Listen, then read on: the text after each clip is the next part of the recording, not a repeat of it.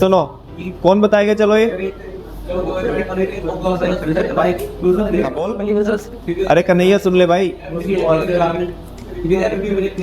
फिर एफडी दोबारा बोल ले एक बार फिर। अरे चुप हो जाओ। हाँ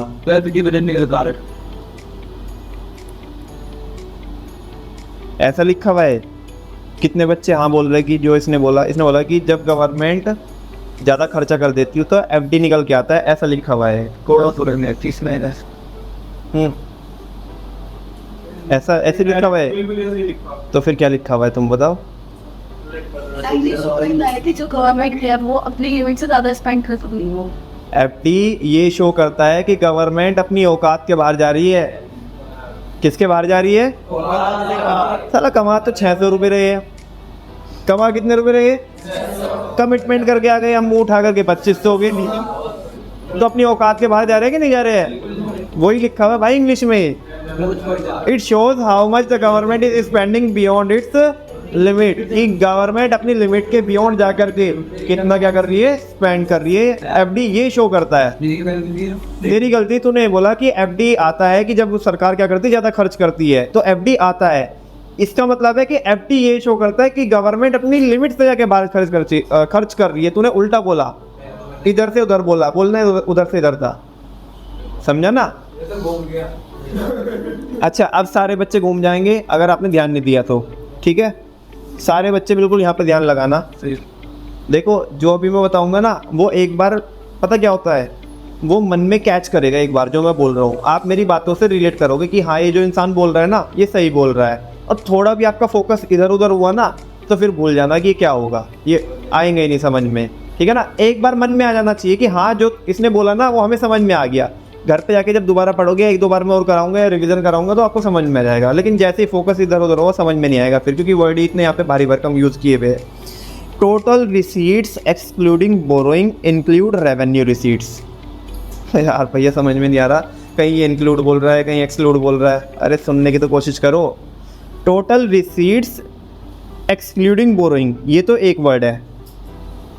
टोटल रिसीट्स एक्सक्लूडिंग बोरोइंग तो एक वर्ड है, ये है ना ये वाला पोर्शन। ये इसका मतलब बता रहा है। इसका मतलब क्या है? ये कह रहा है total receipts excluding borrowing include. Total receipts excluding borrowing में क्या क्या चीज़ें आएगी? क्या क्या चीज़ें आएगी आपने बताओ मेरे को। एक तो आएगी इसमें बच्चों रेवेन्यू रिसीट्स। क्या आएगी? रेवेन्यू रिसीट्स में तो कोई लोचा नहीं है, वो तो सारी की सारी आएगी, चाहे वो टैक्स हो चाहे वो नॉन टैक्स हो, चाहे वो डीटी हो चाहे वो आईडीटी हो चाहे वो नो बच्चे हो, वो तो सब आएंगे इसमें, ठीक है ना? एंड और साथ में क्या आएगा बच्चों? कैपिटल रिसीट्स आएगी। क्या आएगी? Capital receipts. लेकिन किसको छोड़कर? यानी कि केवल वो ही आइटम्स आएगी जिन्हें हम क्या बोलते हैं, इसको कैपिटल रिसीट्स एक्सक्लूडिंग बोरोइंग को मैं एक नाम से और जान सकता हूँ, या इसको एक नाम से और इसको मैं डिनोट कर सकता हूँ, जिसको बोलते हैं non debt creating capital receipts. क्या बोलेंगे? Non debt creating capital receipts. ऐसी कैपिटल रिसीट्स जिनसे क्या क्रिएट नहीं होता? डेट नहीं क्रिएट होता। क्या नहीं क्रिएट होता? तो अब यहाँ पे तुम्हें फिर वापस से तुम्हारे माइंड में घंटी बजेगी कि वो स्मॉल सेविंग से तो क्या होता है? डेट क्रिएट होता है, लेकिन वो रूटीन नेचर की है। मैं बता चुका हूँ, उसका रीज़न आपको ऑलरेडी दे चुका हूँ। वो रूटीन नेचर की है, वो गवर्नमेंट को मिलेगी अपने रूटीन में। लेकिन जो स्पेसिफिकली जो बोरिंग हमने घाटा आने के बाद ली है वो डेट क्रिएटिंग है। वो क्या है? डेट क्रिएटिंग है। समझ में आ रही है बात?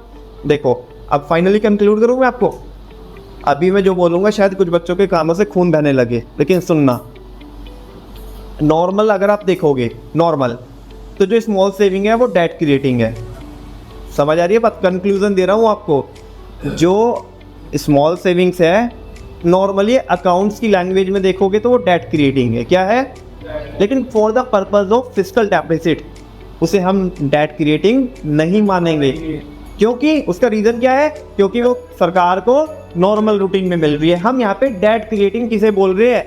जो घाटा आने के बाद जो हमने लोन लिया होता है, घाटा आने की वजह से जो लोन लिया होता है उसको डेट क्रिएटिंग बोल रहे हैं हम।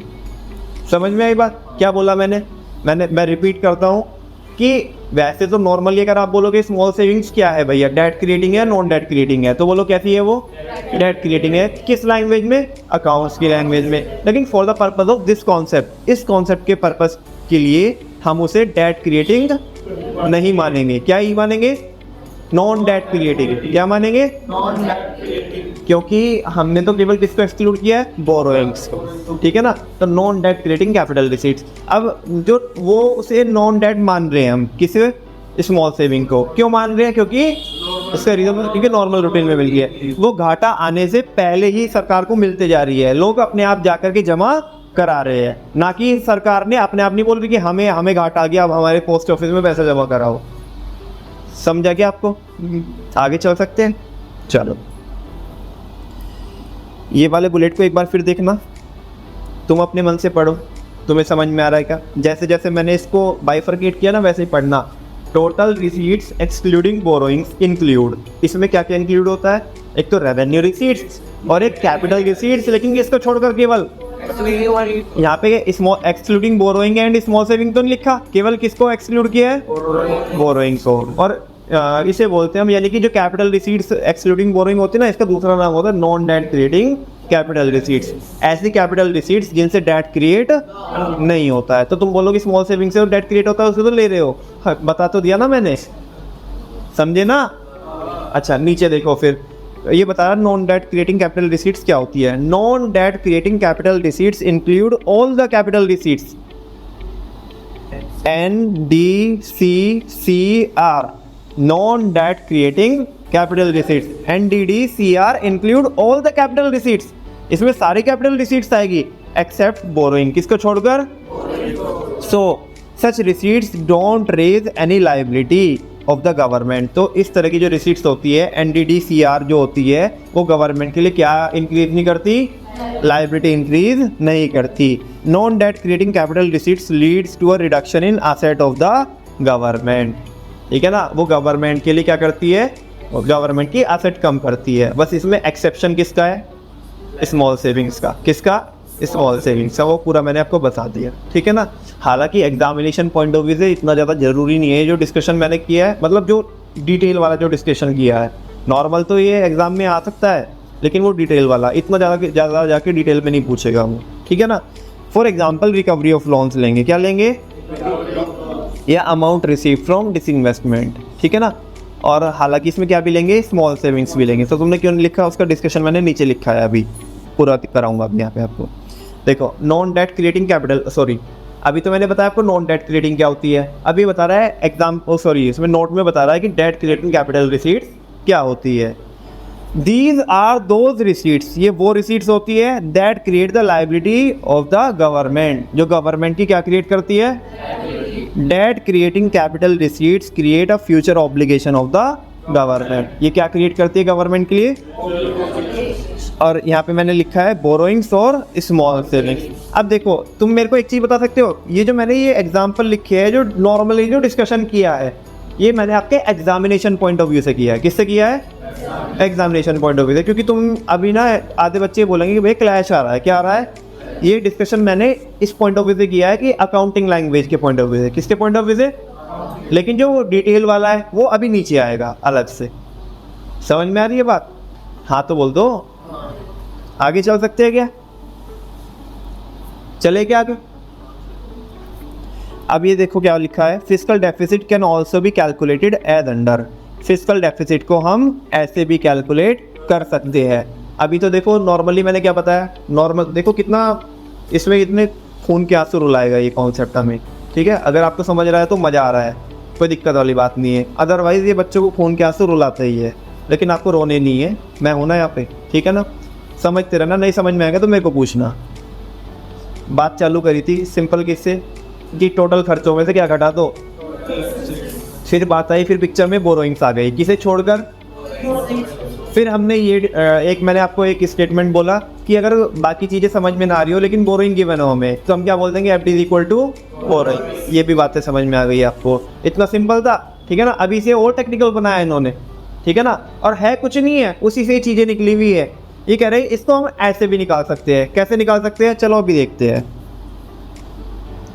यहाँ पे देखना, मैं वहाँ से इसलिए नहीं पढ़ा रहा हूँ आपको, वरना जो लिखा हुआ है उसे ही अगर मैं पढ़ दूंगा तो आधे बच्चों को समझ में नहीं आएगा कि कैसे हुआ। यहाँ पे प्रॉपर करके दिखाता हूँ।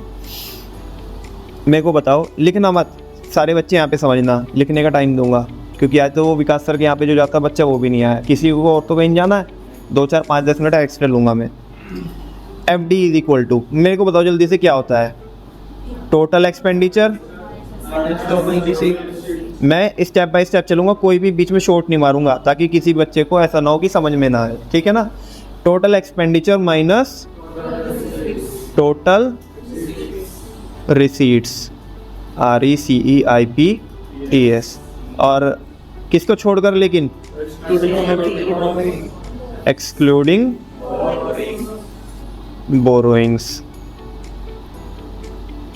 ठीक है। अच्छा, मैं इसे ऐसे भी लिख सकता हूँ क्या, FD is equal to TE minus TR excluding borrowings. कोई शक? FD is equal to RE plus CE, TE को ये लिख सकता हूँ, क्यों? Total expenditure is the sum total of revenue expenditure and capital expenditure. अरे इसको ब्रेक कर लिया मैंने, total expenditure is equal to revenue expenditure plus capital expenditure. कोई शक तो नहीं है? अच्छा, माइनस एज इट इज लिखा, TR को मैं क्या लिख सकता हूँ, रेवेन्यू रिसीट्स तो सारी आएगी plus capital receipts excluding borrowings, excluding borrowings.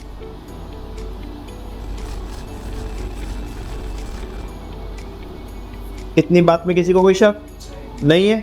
अच्छा, आगे FD is equal to what, bracket खोल ले रहा हूँ मैं, RE प्लस CE, और ये वाला ब्रैकेट खोलूँगा तो माइनस RR, कोई दिक्कत वाली बात तो नहीं है, और माइनस प्लस माइनस, तो माइनस क्या रहने वाला है, CR एक्सक्लूडिंग बोरोइंग्स। कोई शक यहाँ तक? अच्छा, इरफान सर के कितने बच्चे पढ़े हैं? कभी ना कभी तो पढ़े हो। वेरी गुड, 1 2 3 4 5 6 7 8, ये कह रहा है एक दिन तो मैं भी गया था।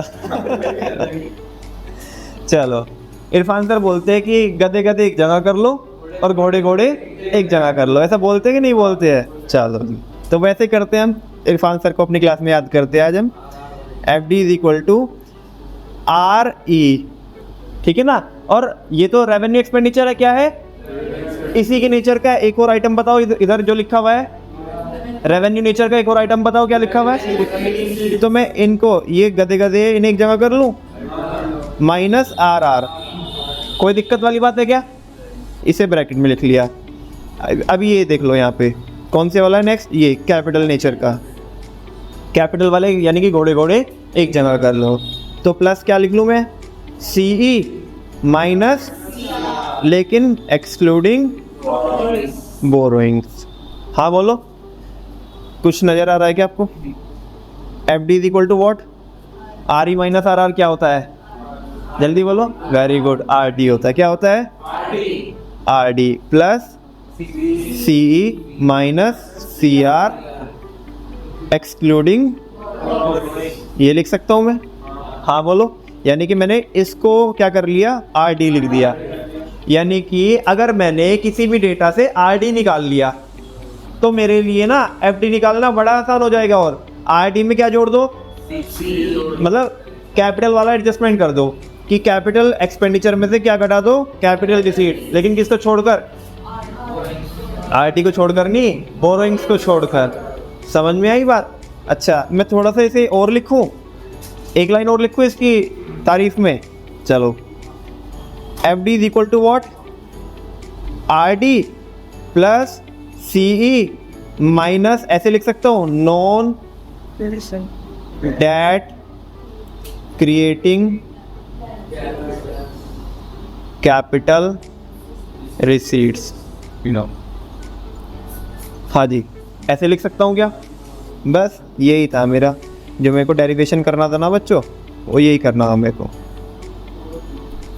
यानी कि एफडी को आप ऐसे भी कैलकुलेट कर सकते हो। और कुछ नहीं है, कोई नया फॉर्मूला नहीं है, उसी से ही बना है। उसी को थोड़ा थोड़ा क्या करोगे आप, ब्रेक करोगे, फिर उसे इंटीग्रेट करोगे, तो एक मतलब एक मॉडिफाइड फॉर्म बन जाएगी इसी फॉर्मूला की। बस इसे मतलब देखना है आपको या नोट भी करना है? नोट वैसे वहाँ पे हो रहा है, ठीक है ना, एक बार देख लो, इसे समझ लो। फेल तो नहीं जा रहे हो कि मैथमेटिक्स आ गया यहाँ पे तो?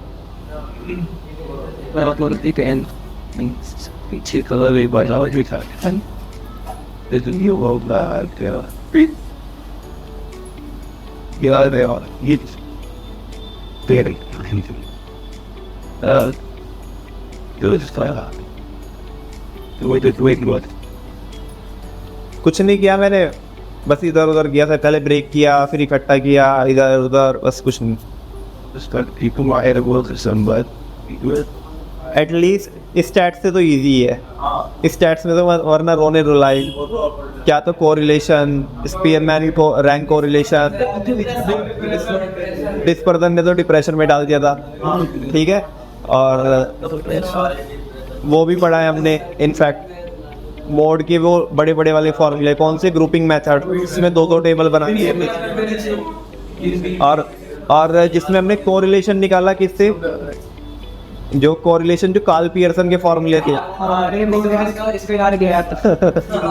कार्ल पियर्सन के फॉर्मूले तो नेक्स्ट लेवल थे, वो उसके सामने तो कुछ भी नहीं है यार। ये बोलो, समझा क्या आपको? एक बार ये देख लो, जो मैंने बताया वही लिखा हुआ है क्या यहाँ पे? हाँ, क्या चीज? रॉबिन का काम नहीं है,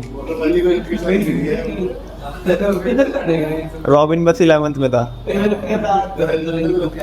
लियोनेल रॉबिन्स। नहीं, उसमें बाद में एल भी है, तू एल छोड़ दे रहा है, लियोनेल रॉबिन्स है वो, तू एल छोड़ दे रहा है बाद में यार। नहीं, ये देखो, ये क्या लिखा हुआ है? अरे वो ये ना जो मैंने करके बताया, तो हाँ क्यों नहीं बोलते? तुम आस्तीन के सांप हो, नालायक हो, हाँ तो बोला करो। सुनो सुनो, एक बार देखो इसे जल्दी से, पक्की बात। ये अरे ये देखो, छपरी है, छपरी।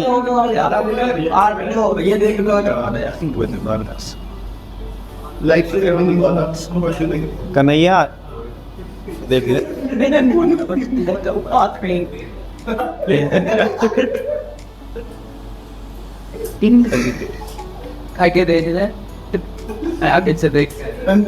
ये हमें समझ में नहीं आ रहा कि कन्हैया गोपियों को छेड़ रहा है, गोपियाँ कन्हैया को छेड़ रही है।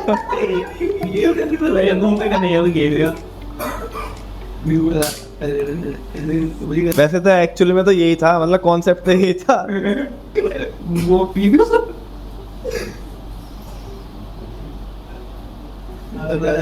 बेटे अल्टर कर देगा तुझे ये, सिर्फ बाद में मत बोलिए भैया क्या करवा दिया, इधर पढ़ ले बस। Whenever only borrowings are given, then the fiscal deficit is equal to borrowing। समझ में तो नहीं आया होगा? आए नहीं होगा, बहुत भारी बात है। That is FD is equal to borrowing। ये पढ़ो बूस्टर ऑब्जर्वेशन, ओए ये पढ़ो बूस्टर ऑब्जर्वेशन पढ़ो।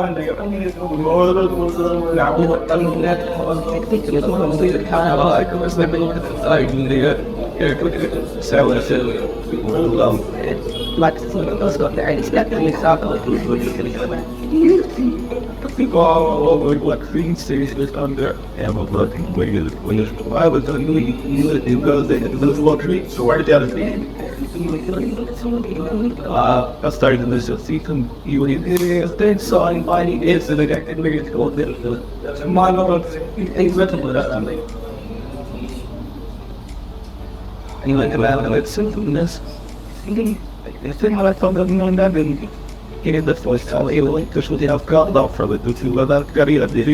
Yeah. So, nice. You are nice. बहुत भारी लिखा हुआ है। आगे समझ में तुम्हें, अगर तुम्हें लैंग्वेज समझ में आ गई ना, तो मतलब ये बहुत इजी लैंग्वेज नहीं लिखी भी है, बहुत भारी लैंग्वेज लिखी हुई है। तुम अगर ये समझ में आ रहा ना तो मतलब तुम ट्रैक पे आ गए। आगे ये तो मतलब आगे के जो जितने भी कॉन्सेप्ट है वो झेल लोगे तुम, और अगर ये समझ में नहीं आ रहा तो फिर थोड़ा दिक्कत है, फिर थोड़ी और मेहनत करनी पड़ेगी।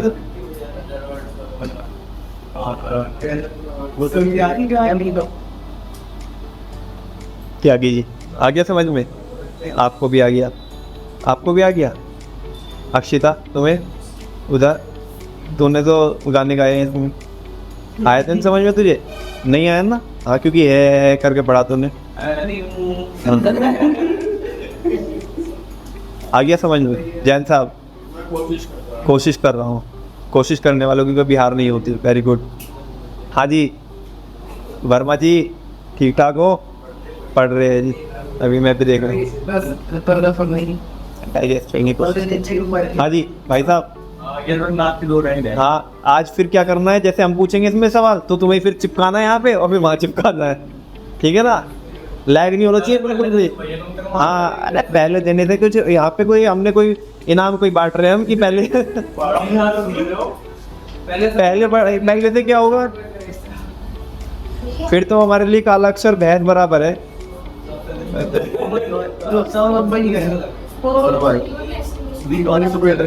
भाई एक सेकंड सुनो, अरे सारे बच्चे सुन लो। हाँ हाँ उनका एस्टिमेट नहीं, देखो ऐसा तो मैंने कभी भी नहीं बोला कि जो हम एस्टिमेशन लगाएंगे वो हमारा पूरा ही होगा, लेकिन सरकार एक रफ एस्टिमेशन लगा सकती है। एक्चुअल में तो लोगों ने ज़्यादा पैसा जमा कराया कम कराया वो तो बाद में ही पता पड़ेगा ना। जैसे मैंने अभी थोड़ी देर पहले भी बोला था कि बजट बनाते वक्त हम एस्टिमेशन तो लगाएंगे, लेकिन एक्चुअल में रोड कम में बनेगी ज़्यादा बनेगी वो तो एक्चुअल में बाद में पता पड़ेगा ना, लेकिन एस्टिमेशन तो लगाया जा सकता है ना। लेकिन बजट बनाने के पहले ये तो नहीं अंदाज़ा लगाने के ना कि लोन कितने का लेना पड़ेगा हमें, समझ आ रही है ना बात? क्योंकि वो तो जब भी पता पड़ेगा ना। लोन लेना या ना लेना डिपेंड करता है कि बजट में घाटा आता है या बजट मान लिया सरप्लस में चला गया बजट, या नहीं भी गया बैलेंस हो गया। इत्तेफाक की बात है, कोइंसिडेंस ऐसा हुआ कि वो हो गया बैलेंस हो गया बजट, तो अभी भी बोरोइंग करोगे क्या? जरूरत नहीं है, अननेसेसरी क्यों बोरोइंग करेंगे हम? समझ में आ रही ना बात? तो वो चीज़ है। एक्चुअल में तो कुछ भी हो सकता है, लेकिन एस्टिमेशन तो लगाया जा सकता है ना उसका, लगा के भी चलेंगे। कहाँ पे? Small savings are received. हाँ मतलब वो रिसीव होती है, हम उसे ऐसे बता रहे हैं ना। देखो ध्यान से पढ़ो। In other words fiscal deficit shows how much amount government needs to borrow, ठीक है ना, to finance its total expenditures, whereas small savings are received by the government before netting off. वो तो गवर्नमेंट को normal routine में receive होती रहती है विदाउट नेटिंग ऑफ, यानी कि नेट ऑफ नहीं किया हमने। नेट ऑफ समझते हो आप?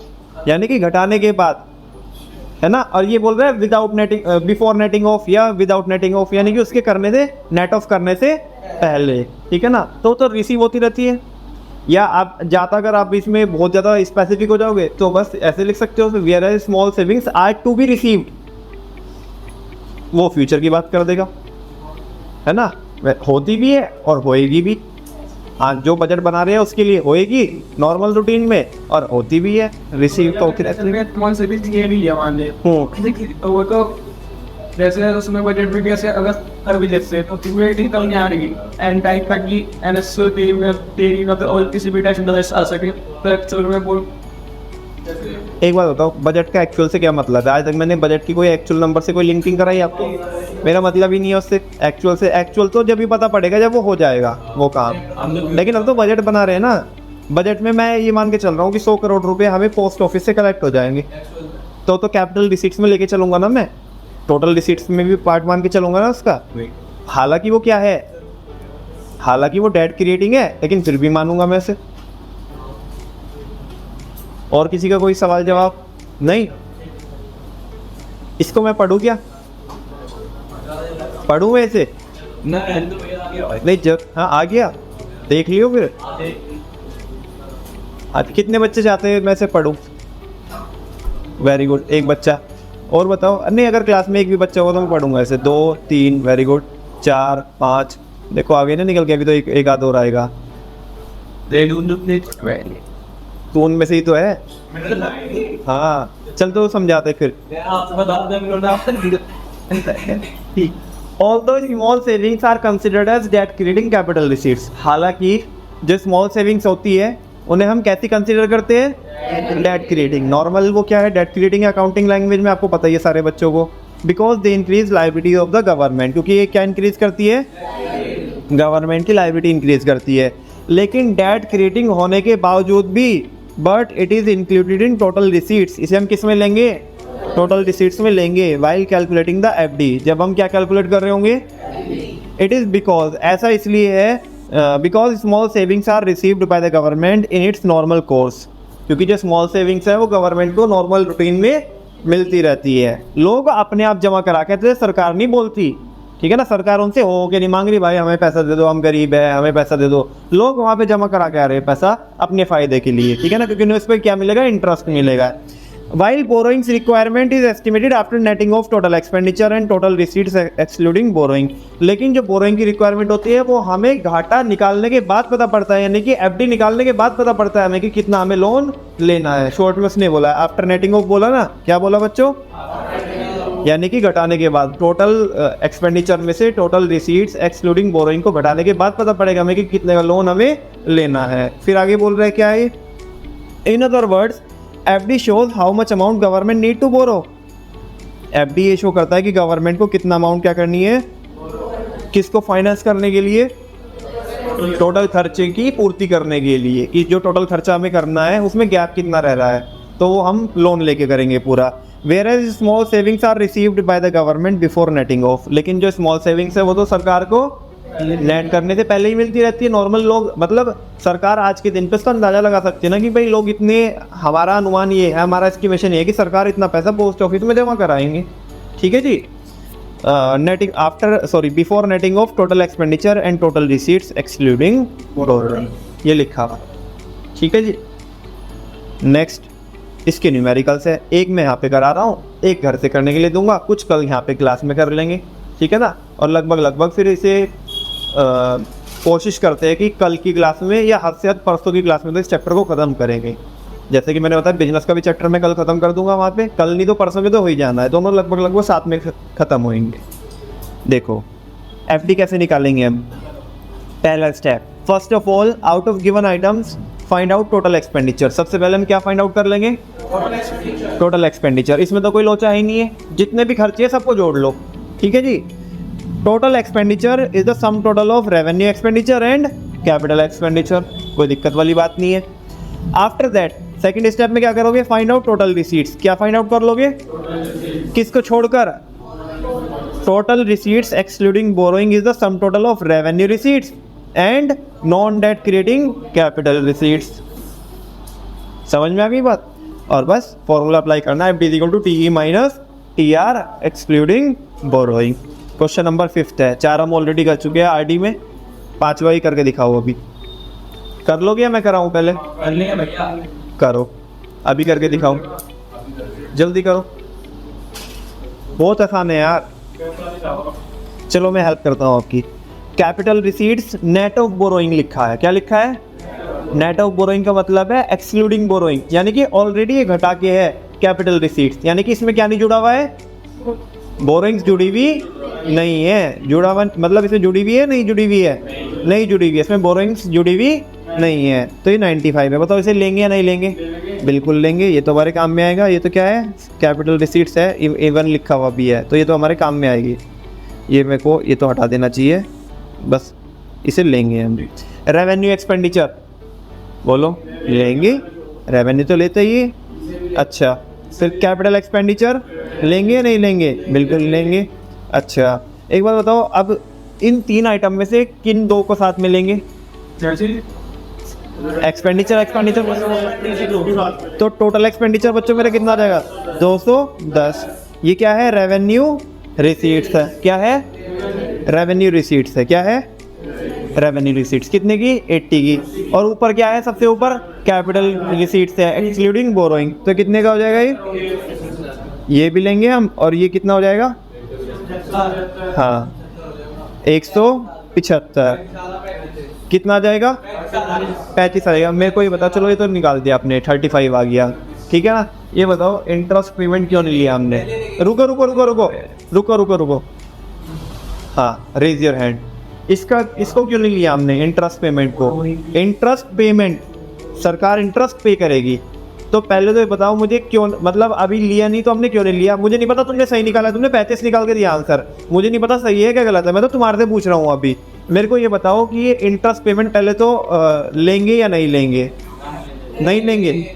और क्यों नहीं लेंगे? Raise your hand. रुको रुको रुको, raise your hand. Very good, मैं देख तो लूँ क्या हुआ। हाथ उठाओ ना। इंटरेस्ट पेमेंट लेंगे या नहीं लेंगे? चलो केशव बता रहा है, हाथ तो उठाया था ना तूने अभी। इंटरेस्ट पेमेंट लेंगे या नहीं लेंगे? पहली बात तो ये बता। नहीं लेंगे। ये रिसीट्स है कि एक्सपेंडिचर है? Interest payment. बेटा अगर वीडियो बना के विकास सर को भेज दूंगा ना, बड़ा मारेंगे तेरे को। रिसीट्स है देखो, मिल लो नालायक। इंटरेस्ट पेमेंट, कुछ तो शर्म कर यार। अकाउंट्स मेन कोर्स में पढ़ते हो तुम, मेरे को तो अकाउंट्स की कोई नॉलेज है नहीं। मेरे जैसा भाईयात भी बता सकता है कि एक्सपेंडिचर है, तुम तो मेन कोर्स में अकाउंट पढ़ते हो। इंटरेस्ट पेमेंट क्या है? तो क्यों नहीं लिया तुमने इसे एक्सपेंडिचर में? अरे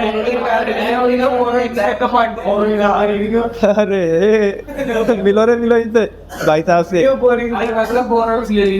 शाबाश, ये बोरोइंग्स का पार्ट है। शाबाश, बहुत बढ़िया, वेरी गुड।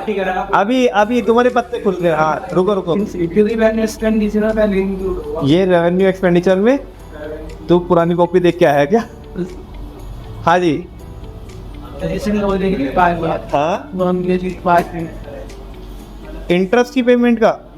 जब बैलेंस पूरा हो गया तो उससे बाद से हम वैसे मैं आपकी इन्फॉर्मेशन के लिए बता दूं, ये इंटरेस्ट पेमेंट पता किसका है? जो पुराना लोन चल रहा था। समझ में आ गई बात? अब आधे बच्चों को समझ में आएगी, आधे को नहीं आई होगी। इस बजट में मेरे को ब्याज देना है, तो ये ब्याज कौन सा देना होगा? अच्छी बात है, चलो तुमने कंसिडर कर लिया यहाँ पे पॉइंट, क्योंकि मेरा काम आसान कर दिया तुमने पीडी समझाने के लिए, ठीक है ना, प्राइमरी डेफिसिट। ये जो इंटरेस्ट की पेमेंट आ रही है ये इसी बजट की है नंबर। तो ये इंटरेस्ट कौन से वाले लोन का होगा? पिछले वाले लोन का, जो पिछले साल लिया होगा। और पिछले वाले लोन के इंटरेस्ट का एस्टिमेशन क्या, उसका तो एक्चुअल नंबर ही होगा ना एक टाइप से, तो कि कितना इंटरेस्ट देना बनता है, तो वो तो लेके चलेंगे ना इसमें। आप बताओ लेंगे या नहीं लेंगे? लेंगे। कभी हाँ कर रहा है, कभी नालायक ना कर रहा है। लेंगे नहीं, बताओ जी। और कोई रीज़न? नहीं लेंगे। और रीज़न उसका? हाँ बजट तो सारे लोन है बेटा नहीं समझेगा। अभी क्या चल रहा है बच्चों? सुनो, अभी क्या चल रहा है?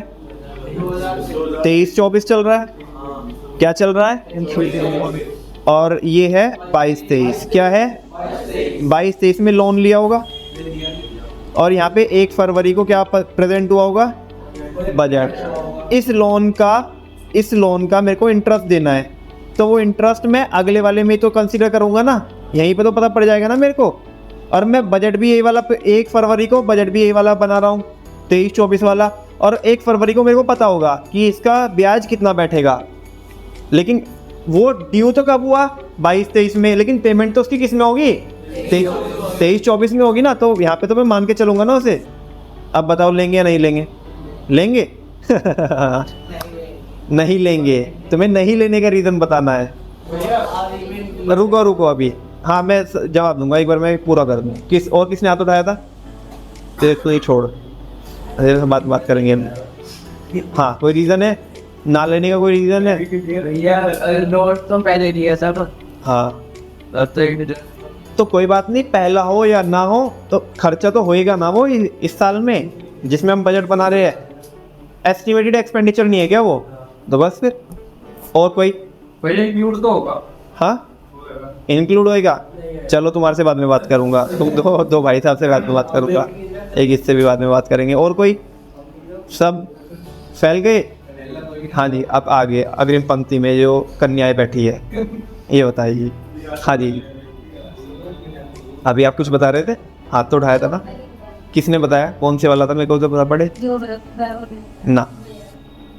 अभी सुनो, वो इसने बोला एक आंसर सही, दोबारा बोल दे सारे बच्चों को ताकि समझ में आए, थोड़ा दिमाग चलाए अपना। वो रेवेन्यू एक्सपेंडिचर में पहले इंक्लूड हो, वो रेवेन्यू एक्सपेंडिचर में पहले ही जुड़ा हुआ है, वो रेवेन्यू एक्सपेंडिचर में।